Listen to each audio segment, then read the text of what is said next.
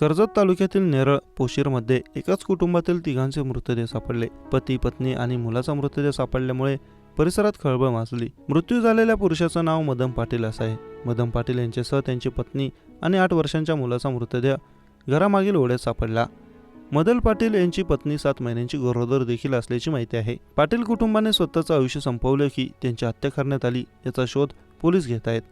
आज सकाळी ओढ्यावर काही नागरिक गेले असता त्यांना मुलाचा मृतदेह आढळून आला. यानंतर काही वेळेत महिलेचा आणि त्यानंतर मदन पाटील यांचा मृतदेह त्यांच्या राहत्या घरात सापडला. मदन पाटील यांचं वय 35 वर्ष होतं. आई आणि मुलाचा मृतदेह नाल्यात तर मदन पाटील यांचा मृतदेह घरात सापडल्यामुळे मृत्यूचे गूढ वाढले आहे. या तिघांनी आयुष्य संपवलं की त्यांची हत्या करण्यात आली याचा तपास पोलिसांनी सुरू केला. पण या घटनेमुळे कर्जतसह रायगड आणि परिसरात खळबळ माजली आहे. नेरूळच्या पोशीरमध्ये काल रात्री ही घटना घडली, पण आज सकाळी ग्रामस्थांना नाल्यामध्ये एक मृतदेह आढळला. हा मृतदेह बाजूच्या घरातल्या मुलाचा असल्याचा संशय त्यांना आला. मग काही वेळाने मुलाच्या आईचा मृतदेह देखील नाल्यात सापडला, तर वडिलांचा मृतदेह घरात आढळला. मृतदेहांच्या शरीरावर काही जखमा असल्याच्या प्राथमिक तपासात समोर आलं. या तिघांचे मृतदेह शवविच्छेदनासाठी पाठवण्यात आले आहेत.